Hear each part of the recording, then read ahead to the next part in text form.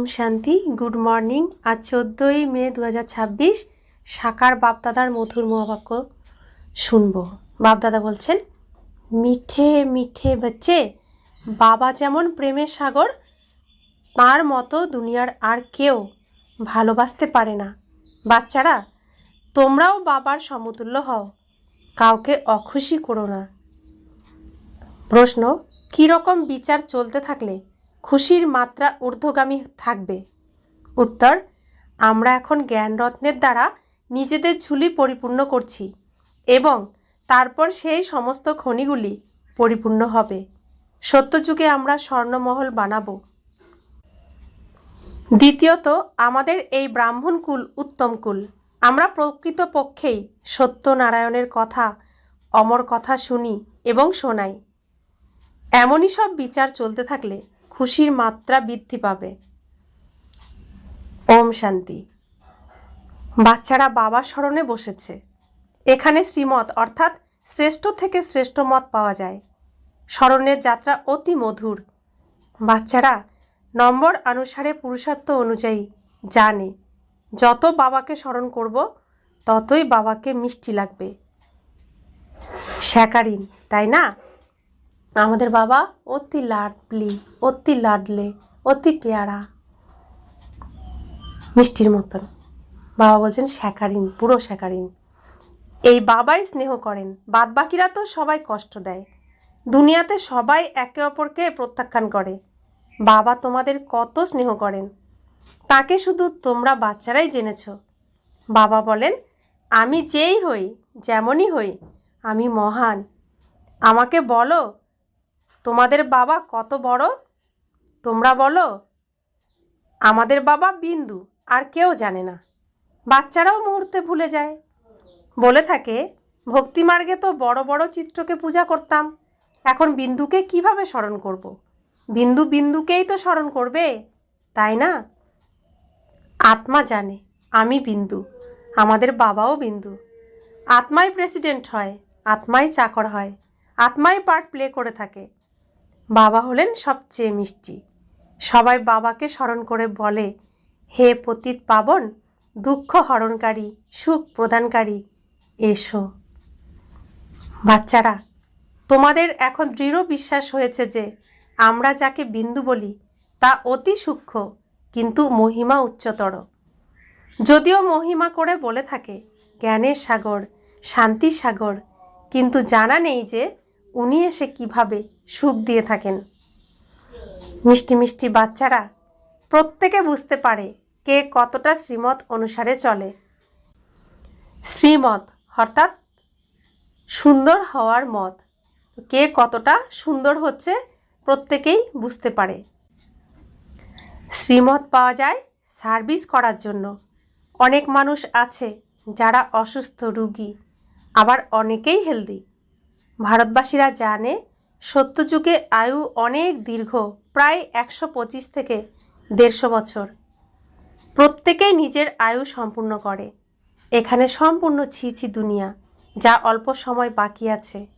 মানুষ বড় বড় ধর্মশালা ইত্যাদি এখনও নির্মাণ করে চলেছে, জানে না যে এটা কত সময়ের জন্য থাকবে। লক্ষ টাকা খরচ করে মন্দির ইত্যাদি তৈরি করে, আর আয়ু কত তোমরা জানো? এটা তো ভাঙবেই ভাঙবে। বাবা তোমাদের বাড়ি তৈরি করার জন্য কখনোই বারণ করেন না। তোমরা জানো বাড়ির একটা রুমে হসপিটাল বা ইউনিভার্সিটি বানাবো। বিনা খরচে 21 জন্মের জন্য হেলথ ওয়েলথ সুখ প্রাপ্ত করতেই হবে এই ঈশ্বরীয় নলেজ দ্বারা। তোমাদের বোঝানো হয়েছে তোমরা অধিক সুখ প্রাপ্ত করে থাকো, কিন্তু যখন তমপ্রধান হয়ে যাও তখন দুঃখ পেয়ে থাকো। যেমন যেমন তমপ্রধান হবে ততই দুনিয়াতে দুঃখ অশান্তি বৃদ্ধি পাবে। মানুষ অধিক পরিমাণে দুঃখী হবে, তারপরেই হবে জয় জয়কার।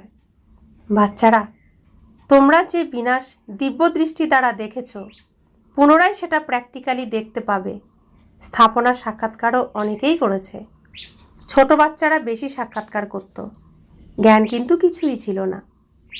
পুরানো দুনিয়ার বিনাশ অবশ্যই হবে। তোমরা বাচ্চারা জানো বাবাই এসে স্বর্গের উত্তরাধিকার দেন।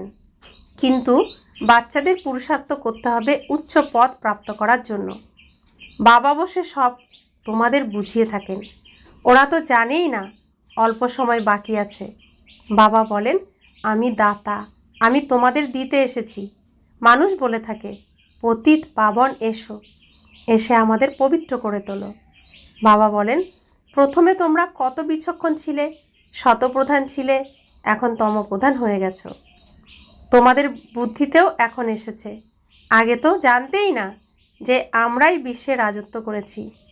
তোমরা বিশ্বের মালিক ছিলে, পুনরায় হবে। হিস্ট্রি জিওগ্রাফি রিপিট হবেই। বাবা বুঝিয়েছেন, 50,000 বছর আগে আমি এসেছিলাম, তোমাদের স্বর্গের মালিক করেছিলাম। তারপর তোমরা 84 জন্মের সিঁড়ি ধরে নিচে নেমে এসেছ। এই বর্ণনা কোনো শাস্ত্রে নেই। শিব বাবা কি কোনো শাস্ত্র ইত্যাদি পড়েছেন? তাকে জ্ঞানের অথরিটি বলা হয়। তিনি সব জানেন, তাকে কোনো কিছু পড়তে হয় না, কারণ তিনি বাবা। বাবা সব বাচ্চাদের, সব সন্তানদের কথাই জানেন। লৌকিক জগতের মানুষও গেয়ে বলে, পতিত পাবন এসো, গঙ্গা স্নানেও যায়। বাস্তবে ভক্তি হলো গৃহস্থের জন্য। বাবা বোঝান, ওদের জানা নেই যে সদ্গতি দাতা কে। বাবা বলেন, তোমরা আমাকে আহ্বান করে বলো, হে পতিত পাবন এসো, আমি এসে তোমাদের পবিত্র করে তুলি। আমি তোমাদের ঈশ্বরীয় জ্ঞান প্রদান করতে আসি। এমন নয় যে আমার প্রতি কৃপা করো। আমি তো টিচার, তোমরা কৃপা প্রার্থনা কেন করো? আশীর্বাদ তো অনেক জন্ম ধরেই নিয়ে এসেছ। এখন মা বাবার সম্পত্তির মালিক হও, আশীর্বাদ কি করবে? বাচ্চা ভূমিষ্ঠ হওয়ার সাথে সাথে বাবার সম্পত্তির মালিক হয়। তো লৌকিকে যেমন বাচ্চা জন্মানোর পরে বলে, তো উত্তরাধিকার এসে গেছে, বংশের কুল এসে গেছে, বংশধর এসে গেছে। তো সেরকম আমরাও ঈশ্বরীয় কুলে জন্মগ্রহণ করার পরে ঈশ্বরীয় সমস্ত সম্পত্তির মালিক হয়ে গেছি। তো বাবা বলছেন, লৌকিক পিতাকে বলে থাকে কৃপা করো। এখানে কৃপা করার কোনো প্রশ্নই নেই, শুধুমাত্র বাবাকে স্মরণ করতে হবে। কারো জানা নেই যে বাবা বিন্দু। বাবা এখন তোমাদের বলেছেন, সবাই বলে পরমপিতা পরমাত্মা, গডফাদার, সুপ্রিম সোল। সুতরাং পরম আত্মা সিদ্ধ হলো না? পরমাত্মা প্রমাণ হলো তো? তিনি হলেন সুপ্রিম, বাদবাকি সবাই আত্মা। সুপ্রিম বাবা এসে তোমাদের তার সমতুল্য করে তোলেন, আর কিছু নয়। কারো বুদ্ধিতে হবে অসীম জগতের পিতা, যিনি স্বর্গের রচয়িতা, তিনিই এসে স্বর্গের মালিক করে তোলেন। তোমরা এখন জানো শ্রীকৃষ্ণের হাতে কেন স্বর্গের গোলক দেখানো হয়েছে। গর্ভ থেকে বাচ্চা বাইরে এলে তখন থেকেই তার আয়ু শুরু হয়। শ্রীকৃষ্ণ সম্পূর্ণ 84 জন্ম গ্রহণ করে। গর্ভ থেকে যেদিন বাইরে এসেছে সেদিন থেকেই 84 জন্ম গণনা হবে। লক্ষ্মীনারায়ণের বড় হতে হতে তো 30 থেকে 35 বছর সময় লাগে না। সুতরাং তাদের ওই 30 থেকে 35 বছর 5000 থেকে বাদ দিতে হবে। তোমরা শিব বাবার জন্য গণনা করতে পারবে না। শিব বাবা যে মুহূর্তে এসেছিলেন তার সময় দেওয়া হয়নি। প্রথম থেকেই দর্শন হয়েছিল। মুসলমানরাও বাগান ইত্যাদি দেখতে পেত। তীব্র নিষ্ঠা কেউ করেনি। ঘরে বসেই নিজের ইচ্ছা মতো ধ্যানে চলে যেত। অন্যান্যরা কত অন্ধভক্তি করত। বাচ্চারা জানে বাবা কত দূর দেশ থেকে এসেছেন, ব্রহ্মা শরীরে প্রবেশ করে আমাদের ঈশ্বরীয় জ্ঞান প্রদান করছেন। তোমরা যখন বাইরে যাও তোমাদের নেশা হ্রাস পায়, ঈশ্বরীয় নেশা হ্রাস পায়, কমে যায়। স্মরণে থাকলে খুশির পারদ ঊর্ধ্বগামী হবে আর কর্মাতীত অবস্থা প্রাপ্ত হবে। কিন্তু এর জন্য সময় চাই। এখন দেখো শ্রীকৃষ্ণের আত্মার অন্তিম জন্মে পূর্ণ জ্ঞান প্রাপ্ত হয়েছে। তারপর যখন গর্ভ থেকে বাইরে বেরিয়ে আসবে সামান্য জ্ঞানও তখন থাকবে না। বাবা বোঝান, শ্রীকৃষ্ণ কোনো মুরলি বাজায়নি, বাঁশি বাজায়নি। সে তো জ্ঞান সম্পর্কে কিছুই জানে না, লক্ষ্মীনারায়ণও জানে না। সুতরাং ঋষি মুনি সন্ন্যাসীরা কিভাবে জানবে? বিশ্বের মালিক লক্ষ্মীনারায়ণই জানতে পারেননি, তবে ওই সন্ন্যাসীরা কিভাবে জানবে? বলে থাকে সাগর থেকে শ্রীকৃষ্ণ অশ্বত্থ পাতার উপরে চড়ে এসেছে, এই করেছে সেই করেছে, এইসব কাহিনী যা বসে লিখেছে। আরও বলে, নদীতে পা রাখা মাত্র নদীর নিচে চলে গেল। বিচার করো, মানুষ কত গল্প বানিয়ে বলতে পারে। বাবা বলেন, কোনো উল্টোপাল্টা কথা বিশ্বাস করবে না। শাস্ত্র ইত্যাদি বিষয়ে মানুষ অনেক পড়ে থাকে। বাবা বলেন, পড়েছ যদি সব ভুলে যাও, এই দেহকেও ভুলে যাও। তো আমরা যখন ছোটবেলা ছড়া শিখি, হাট্টিমা টিমটিম, আয় আয় চাঁদ মামা, ঠাকুমা গেল গয়াকাশি, ডুগডুগি বাজিয়ে, তো আমরা বিভিন্ন রকম কবিতা, ছড়া, গল্প শিখি। কিন্তু যখন পড়াশোনা করতে আসি, স্কুলে ভর্তি হই, তখন সেই ছড়া কবিতা সব ভুলে যাই, কিছুই মনে রাখি না। তো শাস্ত্র এরকম ২৫০০ বছর পর, এই পৃথিবীর নাটকের ২৫০০ বছর পর, হাফ নাটক শেষ হওয়ার পরে শাস্ত্র রচিত হয়। তো তখন সেই শাস্ত্র আমাদের শেখানো হয় যাতে এই পড়াশোনা করতে পারি। তো এখন আমাদের পড়াশোনা করতে হবে, তাহলে সেই ছড়া, গান, গল্প, কাহিনী এখন ধীরে ধীরে ভুলে যেতে হবে। বাবা বলছেন, এই দেহকেও ভুলে যাও। আত্মাই এক শরীর ত্যাগ করে অন্য শরীর ধারণ করে পার্ট প্লে করে থাকে। ভিন্ন ভিন্ন নাম, রূপ, দেশের পোশাক পরে পার্ট প্লে করে। বাবা বলেন, এই বস্ত্র ছি ছি হয়ে গেছে, এই শরীর ছি ছি হয়ে গেছে। আত্মা আর শরীর দুই পতিত হয়ে গেছে। আত্মাকেই শ্যাম এবং সুন্দর বলা হয়। আত্মা যখন পবিত্র ছিল, সুন্দর ছিল, তারপর কামচিতায় বসে কুৎসিত হয়ে গেছে। এখন বাবা জ্ঞানের চিতায় বসাচ্ছেন। পতিত পাবন বাবা বলেন, আমাকে স্মরণ করলে খাদ বেরিয়ে যাবে। আত্মার মধ্যেই খাদ পড়ে। কলিযুগের অন্তিমে এসে তোমরা গরিব হয়ে গেছো। সত্যযুগে তোমরা আবার সোনার মহল তৈরি করবে। কত চমকপ্রদ! এখানে হীরার যে কত মূল্য তা অবাক করার মতো। সেখানে তারা পাথরের মতো। তোমরা এখন বাবার কাছ থেকে জ্ঞানের রত্ন দ্বারা নিজেদের ঝুলি পরিপূর্ণ করছো। লিখিত আছে, সাগর থেকে রত্ন ভর্তি থালা নিয়ে আসার কথা। তো গল্পে, শাস্ত্রে লেখা আছে না, যে দেবতারা সাগর থেকে রত্নভর্তি থালা ভরে ভরে ওপরে উঠে এসেছেন। সাগর থেকে যত পারো রত্ন নিয়ে নাও। তো এখন আমাদের জ্ঞানের সাগর বাবা এসেছেন, সুখের রত্ন, শান্তির রত্ন, প্রেমের রত্ন, আনন্দের রত্ন, শক্তির রত্ন, পবিত্রতার রত্ন সব নিয়ে নাও, থালা ভরে ভরে নিয়ে নাও। তোমাদের সাক্ষাৎকার হয়েছিল। ওরা জিন, মায়া সম্পর্কে নাটক দেখায়। কেউ সোনার ইট পড়ে থাকতে দেখেছিল আর ভেবেছিল সঙ্গে করে নিয়ে যায়। নিচে নেমে দেখেছিল কিছুই নেই। তোমরা তো সত্যযুগে সোনার ইটের মহল তৈরি করবে, এমনই সব ভাবনা আসা উচিত, তবেই খুশির মাত্রা বৃদ্ধি পাবে। তো বাবা বলছেন, ওরা তো গল্প কাহিনী তৈরি করেছে, জিনের গল্প, মায়ার গল্প। তারা ইট পড়ে থাকতে দেখতো, কিন্তু গিয়ে দেখতো কিছুই নেই। কিন্তু বাবা বলছেন, আমি যা বলছি এটা কোনো মিথ্যা নয়, এটা তো সত্যি। তোমরা শুধু একটা ইট পাবে না, তোমরা সোনার ইট পাবে, আর সোনার ইটের মহলও তোমাদের জন্য তৈরি হবে। সবাইকে বাবার পরিচয় দিতে হবে। শিব বাবা ৫০০০ বছর পূর্বেও এসে আমাদের রাজযোগ শিখিয়েছিলেন। কল্পে কল্পে তোমাদেরই শেখাবেন। যারা এসে ব্রাহ্মণ হবে তারাই আবার দেবতা হবে।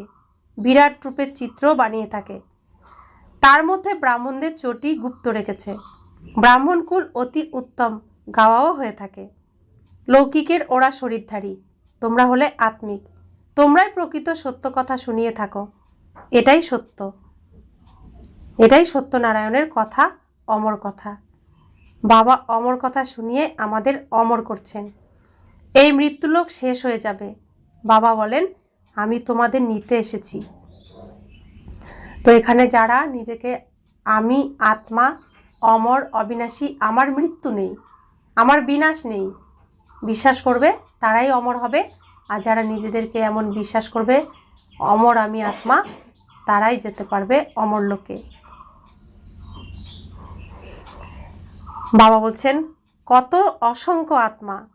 আত্মা ঘরে ফিরে যাওয়ার সময় কোনো আওয়াজ হয় না। মৌমাছির ঝাঁক যখন উড়ে যায় তখন কত আওয়াজ হয়। রানীর পিছনে সমস্ত মৌমাছি উড়ে যায়। ওদের নিজেদের মধ্যে কত একতা। গুঞ্জনযুক্ত মথের দৃষ্টান্তও আছে। তোমরা মানুষকে দেব দেবীতে পরিণত করছো। পতিতদের তোমরা জ্ঞানের ভুভু দ্বারা পবিত্র করে বিশ্বের মালিক করে তোলো। তোমাদের হলো প্রবৃত্তি মার্গ। এখানে অধিকাংশ মাতারা আছেন, সেজন্য বন্দে মাতরম বলা হয়। একজন ব্রহ্মাকুমারী, যিনি অন্যদের পিতার কাছ থেকে 21 জন্মের জন্য উত্তরাধিকারী করে তোলেন। বাবা সব সময় সুখের উত্তরাধিকার দিয়ে থাকেন। যে সার্ভিস করবে, লিখবে, পড়বে সেই নবাব হবে। রাজা হওয়া ভালো নাকি চাকর হওয়া ভালো? শেষে গিয়ে তোমরা বুঝতে পারবে আমি কি হতে চলেছি। তখন অনুশোচনা হবে এই ভেবে যে আমি শ্রীমত অনুসারে কেন চলিনি। বাবা বলেন ফলো করো। এমন নয় যে তোমরা এমন কোনো ব্যক্তির কাছ থেকে একটা ঘর নিলে সেন্টার খোলার জন্য, আর সেই সাথে নিজে মাংস ইত্যাদি খাওয়াও চালিয়ে গেলে। এই ক্ষেত্রে একজন হবে দানশীল আত্মা, অপরজন পাপ আত্মা। সুতরাং সেই জায়গা কখনো আশ্রমে পরিণত হতে পারে না। যদি নিজের ঘরে স্বর্গ তৈরি করতে চাও, তবে নিজেকেও স্বর্গে থাকতে হবে না? শুধু আশীর্বাদের উপর নির্ভর করবে না। বাবাকে স্মরণ করো, উনি পবিত্র করেই সঙ্গে নিয়ে যাবেন। তোমাদের কত খুশি হওয়া উচিত, কত বড় লটারি পেয়েছো।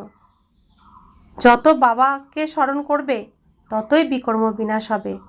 বাবার মতো ভালোবাসা দুনিয়ার কেউ দিতে পারে না। তাকে বলাই হয় প্রেমের সাগর। তোমরাও এমন হও। যদি কাউকে দুঃখ দিয়েছো, হতাশ করেছো, তবে হতাশা নিয়েই মরবে।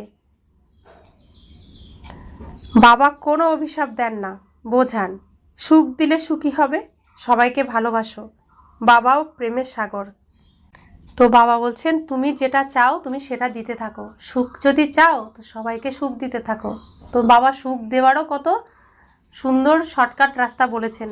বাবার থেকে সুখের কিরণ নাও আর সবাইকে দিতে থাকো, তো তুমি সুখী হতে থাকবে। আর বাবা বলছেন যে তোমরা বাবার ঘর খুলছো, বাবার কথা শোনাচ্ছ, কিন্তু নিজে অশুদ্ধ খাবার খাচ্ছ, অর্থাৎ বাবার সৃষ্টি, বাবার রচনা, তাকে তোমরা খুন করছো। তাহলে কোনো সন্তান যদি কোনো ভাইয়ের খুন করে, আত্মার গাড়ি বা পোশাকের খুন করে, নষ্ট করে দেয়, তার ভালো জিনিসটাকে নষ্ট করে দেয়, তাহলে বাবা কি সেই বাচ্চাকে ক্ষমা করবেন, ভালোবাসবেন? যতই বাবাকে সে খেতে দিক, পড়তে দিক, তবু মন থেকে তো ভালোবাসবেন না। আর ব্রহ্মা বাবার দ্বারা উচ্চারিত গীতা জ্ঞান হলো দুগ্ধ, ব্রহ্মা মায়ের দুগ্ধ। তো আমরা যারা মুরলি চালাই তারা হলাম ঝিনুক বাটির মতন। তো যারা মাতা আছেন তারা তো জানেন, ছোট শিশুকে ঝিনুক বাটি থেকে দুধ খাওয়ানোর সময় কি করেন? ঝিনুক বাটিকে ফুটন্ত গরম জলে শোধন করেন, জীবাণুমুক্ত করেন, তারপরে সেই ঝিনুক বাটি দিয়ে দুধ খাওয়ানো হয়। তাহলে যে মুরলি চালাবে সে তো ঝিনুক বাটিরই কাজ করছে। ব্রহ্মা বাবার দুগ্ধ সেই ঝিনুক বাটির দ্বারা বাচ্চাদের খাওয়ানো হচ্ছে। তো সেই ঝিনুক বাটিকে জীবাণুমুক্ত হতে হবে, তবেই যে দুধ জীবাণুমুক্ত ঝিনুক বাটি দিয়ে খাওয়ানো হবে তো বাচ্চারা সুস্থ থাকবে। আর যে ঝিনুক বাটি ময়লা, নোংরা, অশুদ্ধ, জীবাণুযুক্ত, সেই ঝিনুক বাটি দিয়ে যদি দুধ খাওয়ানো হয় তাহলে সেই বাচ্চারা কি হবে? সুস্থ সবল বাচ্চা তো হবে না। তাই বাবা আমাদের বোঝাচ্ছেন যে সেন্টার খুলছো ভালো, উদ্দেশ্য ভালো, ভাবনা ভালো, কিন্তু তুমি তার সাথে সাথে অশুদ্ধ থাকছো, অশুদ্ধ খাবারও খাচ্ছ, তাহলে সেটা তো পাপ হয়ে গেল। তো আমাদের সমস্ত দিকেই আমাদের বাবার শ্রীমত মেনে চলতে হবে, সব রকম শ্রীমত, অর্থাৎ তিনি সুন্দর হওয়ার মত দিচ্ছেন। তো সুন্দর হতে গেলে তার প্রত্যেকটি মতকেই আমাদের মানতে হবে। अच्छा, मीठे मीठे सिकिला दे बच्चों प्रति माता पिता बाप दादा का याद प्यार और गुड मॉर्निंग। रूहानी बाप की रूहानी बच्चों को नमस्ते। हम रूहानी बच्चों की रूहानी माता पिता बाप दादा को याद प्यार, गुड मॉर्निंग और नमस्ते नमस्ते नमस्ते। शुक्रिया बाबा, शुक्रिया बाबा, शुक्रिया। धारणार जन्य मुख्य सार, कोनो उल्टो पाल्टा कथाय विश्वास करा उचित नय। जा किछु उल्टो पड़ेछो ताके भूले অশরীরী হওয়ার অভ্যাস করতে হবে। দ্বিতীয় ধারণা, শুধুমাত্র আশীর্বাদের উপর নির্ভর করে চলা উচিত নয়, নিজেকে পবিত্র করে তুলতে হবে। বাবার প্রতিটি পদক্ষেপ অনুসরণ করতে হবে। কাউকে দুঃখ দেওয়া উচিত নয়, হতাশাগ্রস্ত করে তোলা উচিত নয়। বরদান, সত্যতার একাগ্রতার আধারে অন্য সব সঙ্গ ত্যাগ করে একের সঙ্গে জুড়ে সম্পূর্ণ বিশ্বাসী ভব। সম্পূর্ণ বিশ্বাসী তাকেই বলা হয় যার সংকল্প বা স্বপ্নেও বাবা ছাড়া আর বাবার কর্তব্য এবং মহিমা, বাবার জ্ঞান ছাড়া আর কিছুই যেন দেখা না যায়। এক বাবা, দ্বিতীয় আর কেউ নয়। বুদ্ধির একাগ্রতা যেন এক বাবার সঙ্গে থাকে, তাহলে অনেক সঙ্গের রং লাগতে পারবে না। তাই প্রথম প্রতিজ্ঞা হলো অন্য সঙ্গ ত্যাগ করে একসঙ্গে জুড়ে থাকো। এই প্রতিজ্ঞা পালন করা অর্থাৎ সম্পূর্ণ বিশ্বাসী হওয়া। স্লোগান, সত্য তার স্বস্থিতি পরিস্থিতিতেও তোমাকে সম্পূর্ণ বানিয়ে দেবে। সত্যতা যে সত্য পথে চলবে, সত্য খণ্ডে যাওয়ার জন্য তার সত্যতার স্থিতি যে কোনো পরিস্থিতিকে পার করবে এবং তাকে সম্পূর্ণ বানিয়ে দেবে। অব্যক্ত ইশারা, অব্যক্ত ইঙ্গিত, সদা অবিচল অটল একরস স্থিতির অনুভব করো। আমরা উচ্চ থেকে উচ্চ বাবার সন্তান, এই স্মরণ থাকলে একরস অবস্থা থাকবে। যখন একের সঙ্গে সম্বন্ধ থাকে তখন অবস্থাও একরস থাকে। যদি অন্য কোথাও সম্বন্ধ হয়ে যায় তাহলে একরস অবস্থা থাকবে না। তাই একরস অবস্থা তৈরি করার জন্য এক ছাড়া অন্য কিছু দেখেও দেখো না। তো এক বল, এক ভরসা, এক বিন্দু। অর্জুনের মতো শুধুমাত্র বিন্দু, পাখির চোখের দিকেই আমাদের শুধু নজর, তবে আমরা আমাদের লক্ষ্য ভেদ করতে পারবো। ওম শান্তি।